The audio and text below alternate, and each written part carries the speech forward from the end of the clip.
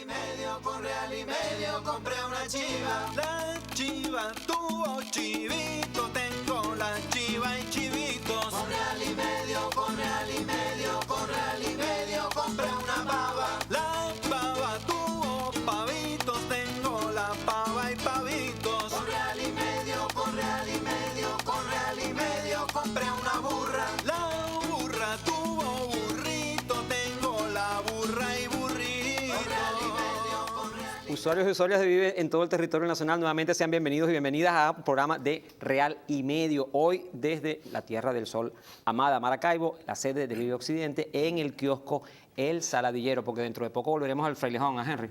Henry, ¿cómo estás vos?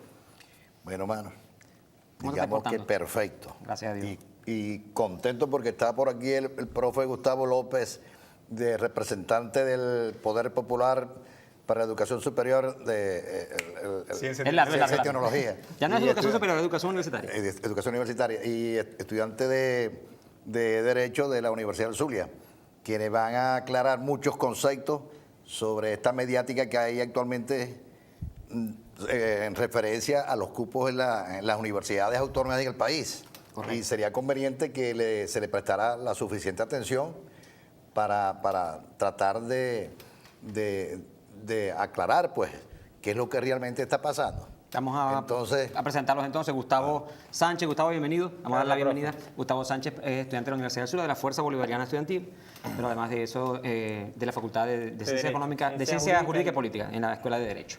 Y nuestro querido amigo Gustavo López. Gracias. Profesor de la Universidad del Sur en la Facultad de Ciencias Económicas y Sociales y actualmente, como dijera Henry, hace un rato representante del Ministerio del Poder Popular para la Educación Universitaria, Ciencia y Tecnología ante el Consejo Universitario de la Universidad del Sur. Es larguito, pero en pocas palabras representante del ministro ante el Consejo Universitario de Luz. Porque el tema del Sistema Nacional de Ingresos se ha hecho bien interesante y queremos que ustedes nos ayuden a aclarar eso ustedes desde la perspectiva estudiantil, desde la perspectiva docente y además también del Ministerio. Okay. Antes de eso vamos a leerle algunos titulares de prensa que escogió el equipo de producción de Vive Occidente para hacer ese choque que siempre hacemos, esa confrontación entre la realidad y los medios, que es Real y Medio.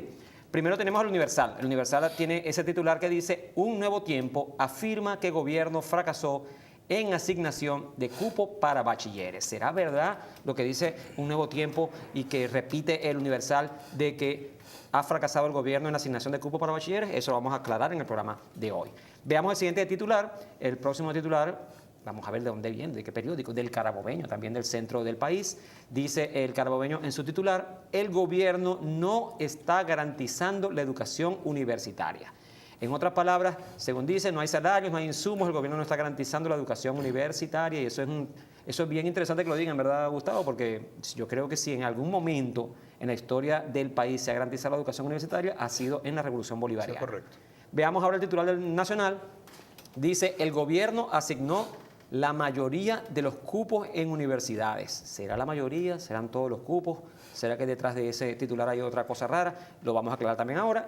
Luego, el portal de la Agencia Venezolana de Noticias dice: Sistema Nacional de Ingreso hace transparente la asignación de cupos universitarios. Aquí tenemos la otra versión que habla de una transparencia en la asignación de los cupos, que efectivamente es lo que queremos también discutir en el día de hoy. Creo que ese es el último titular. ¿O nos falta? Sí, ese es el último titular. Está planteada ya entonces la discusión a los dos Gustavos, Gustavo López y Gustavo Sánchez. Comencemos, Gustavo, en este caso López, aclarando qué es ese Sistema Nacional de Ingresos. Hay gente que todavía no sabe lo que es cuando ya le están diciendo que no sirve. Ya. Pero disculpame un segundito, Gustavo, pero también hay que hacer historia sobre aquellos bachilleres sin cupo antes de este proceso político que se lleva a cabo en el país, para que habléis sobre eso también, que por eso fue la creación de muchísimas universidades, para tratar de darle no la prioridad, pero sí darle la facilidad para que ellos pudieran estudiar, incluyéndose la UNEFA y muchas otras universidades que salieron, y otras se ampliaron, como la Rómulo Gallego, que era una universidad con pocos estudiantes, y eso se ha ampliado muchísimo. O la UNEFA. La UNEFA, sí, una sede en cada estado, por lo menos. Perfecto. Entonces, Bueno, agradecidos por la invitación y sí, de verdad que tenemos que aclarar muchos conceptos, ¿ok? Miren, si hay un gobierno que ha sido incluyente, precisamente ha sido este gobierno, como continuidad también del gobierno del comandante Chávez. Porque recordemos que 20 años antes del comandante Chávez, aquí en Venezuela no se hizo ni siquiera una universidad pública, ¿ok? Porque la idea era privatizar la educación. Correcto. Entonces, fíjense, el SNI o el Sistema Nacional de Ingresos es un sistema ahora que se está implementando a partir de la ratificación que se hiciera el 16 de diciembre del año pasado, ¿ok? Cuando fue aprobado en marzo, el 6 de marzo del año 2008. O sea que teníamos 7 años en deuda en la aplicación de este nuevo sistema. El sistema es un sistema multivariable, ¿ok? Que contempla el 50% del índice académico o la nota del estudiante. También contempla el 30% de las condiciones socioeconómicas, 15% de territorialización y el 5%, Henry, de haber participado en procesos anteriores de inscripción y que no había podido ingresar, así también como actividades extracurriculares. Entonces es bien sentido y es bien apreciado por la mayoría del pueblo venezolano, ¿okay?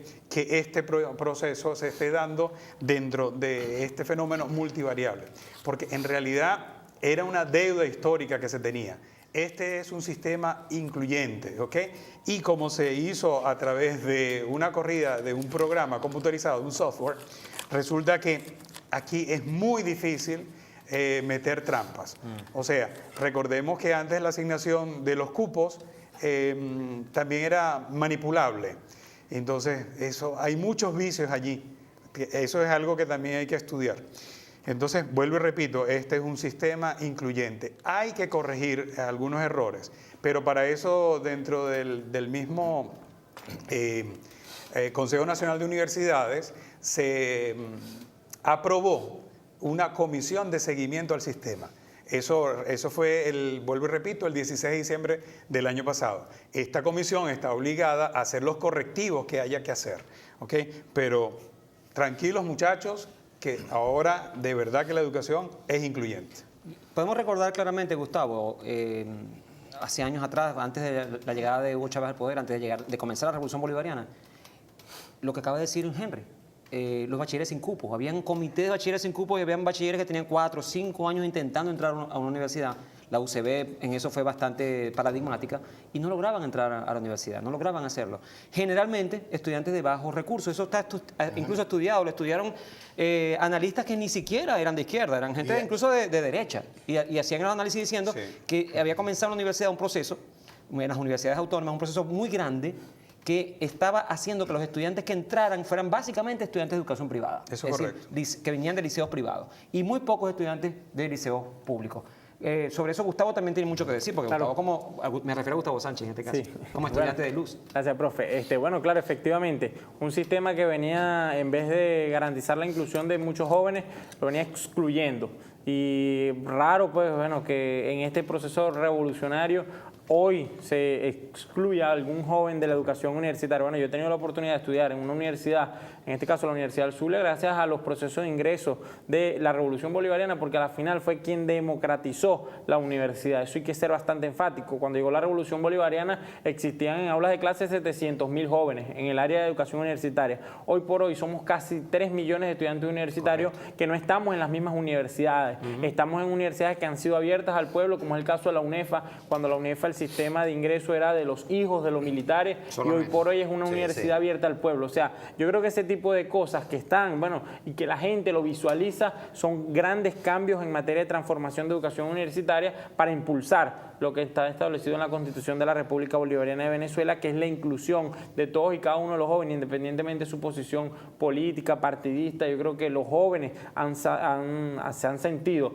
atendidos y que es totalmente falso, bueno, que un nuevo tiempo, que me llama bastante la atención que hay una comisión de educación en un nuevo tiempo, cuando ni siquiera el partido que salió del Zulia tenía una política en materia de educación importante para las universidades, para los institutos, para las universidades experimentales. De hecho, como que te interrumpa, Gustavo, De hecho, la única política educativa que conociéramos de Nuevo Tiempo cuando Manuel Rosales era gobernador era este programa de becas Jesús Enrique Lozada, que se le daban para las universidades privadas. O sea, el modelo, seguir aumentando el tema, el modelo de generar que el estudiante se vaya a la educación privada, cuando en vez de generar de que en las instituciones públicas que ya existían se siguieran ampliando los módulos, los bloques, salones de clase. O sea, toda una gran inversión que le había costado, que ha costado del presupuesto de la gobernación del Estado, un presupuesto que se estaba yendo en esas universidades privadas porque tampoco se le estaba haciendo un seguimiento. Correcto. Se le estaba otorgando por políticas, por temas partidistas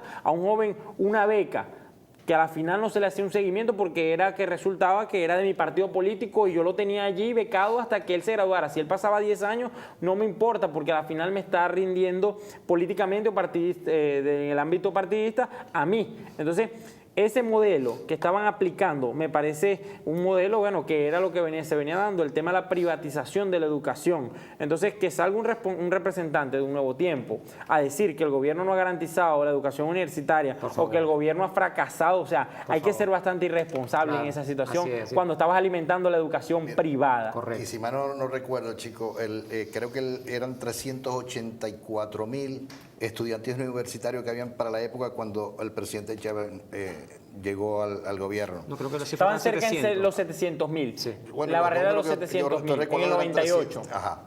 Y yo tengo más o menos ese. Pero hay otra cosa también, hablando de las becas que es Jesús Enrique Lozada. Yo creo que esas becas vinieron y comenzarlas a conceder por obra y gracia. No, eso fue por la acción de gobierno del presidente Chávez cuando comenzó a incrementarse el precio del petróleo, que tanto criticaba a esta gente por aquí, cuando tuvo que viajar a todos los países del mundo, que todos lo sabemos, pues ahí comenzó a establecerse las becas él, pero hay Nuevo Tiempo para el que sacó esa nota. Acordémonos todos de la parte de un programa que había Ana María Campos de la alcaldía. Sí, creo que fueron 11.000 becas que el dinero que dejó Di Martino, ese dinero todavía lo andan buscando por ahí. Lo dejó Di Martino a la gestión de Manuel Rosales y hay un problemita por hoy también, que hay juicios sobre ese caso también. Para recordar un poco.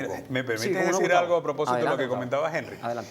Miren, es bien sabido que de nuestras instituciones públicas egresa el 77% de nuestros muchachos y apenas el 23% del sector privado.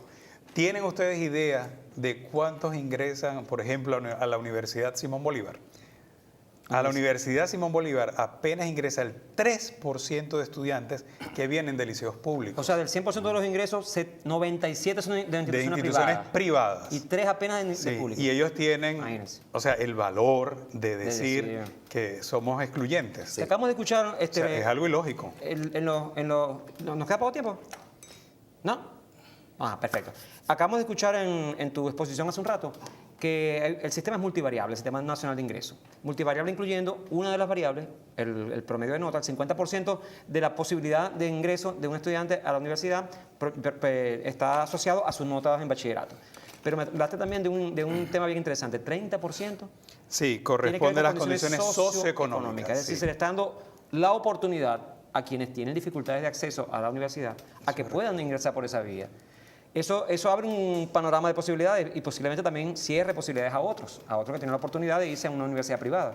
Pero le abre la posibilidad a quienes tienen escasos recursos para poder también ingresar a las universidades públicas. Y eso es interesante. Eso pone el acento sobre la posibilidad de que no haya exclusión. Eso es correcto. Porque si ustedes se imaginan un bachiller de muy bajos recursos su familia que no puede entrar a una universidad pública y que entonces no tenga la puerta abierta en una universidad privada porque no tiene dinero con que pagar. De todas maneras, el país da muchas opciones. La Misión Sucre es una opción bien importante, la Universidad Bolivariana, la UNEFA, etcétera.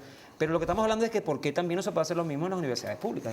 Pero Gustavo, ampliando eso, y Javier y Gustavo II, era un fenómeno, porque uno se da cuenta, es una cosa que es fenomenal, chico.